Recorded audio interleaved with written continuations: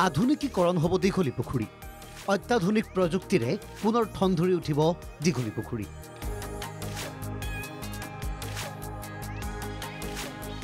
নিষ্কাশনৰ যোগেদি দীঘলী পুখুৰীৰ পানী হৈ পৰিব পূৰ্বতকৈ স্বচ্ছ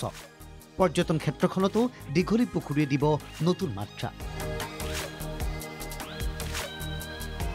আপোনাৰ মনত আছেনে ঐতিহ্যমণ্ডিত দীঘলী পুখুৰীৰ পাৰে পাৰে বান্ধি থকা হৈছিল কিছু দেৱাল পৰ্যটক ছাত্ৰ-ছাত্ৰী বাতৰুৱা সকলো একেমুখে কৈছিল দীঘলী পুখুৰীৰ পাৰত দেৱাল এক অপ্ৰয়োজনীয় সংযোজন এই দেৱালে ঢাকি পেলাব সেই ঐতিহ্য সৌন্দৰ্য চিন্তা নাই এতিয়া আৰু দীঘলী পুখুৰীৰ পাৰত দেৱাল নাবান্ধে পুনৰ আধুনিকীকৰণ কৰা হ'ব দীঘলী পুখুৰী প্ৰদূষিত পানী বিশুদ্ধকৰণ কৰিব এইবাৰ দীঘলী পুখুৰীত আপুনিও যদি দীঘলী পুখুৰীলৈ আহে তেনেহ'লে দীঘলী পুখুৰীতেই সেৱন কৰিব পাৰিব বিশুদ্ধ খোৱা পানী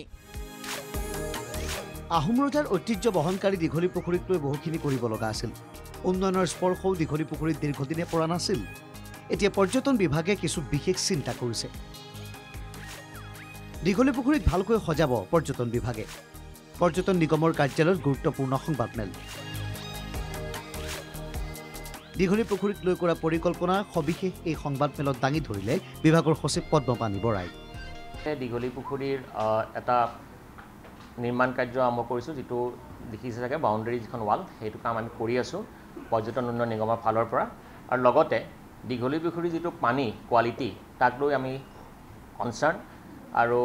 চৰকাৰৰ ফালৰ পৰা এটা আমি ষ্টেপ লৈছোঁ ইনিচিয়েটিভ লৈছোঁ যাতে তাৰ যিটো পানী আছে পানীৰ কোৱালিটিটো আমি ভাল কৰিব পাৰোঁ ৰিজেনুনেট কৰিব পাৰোঁ আৰু তাৰ কাৰণে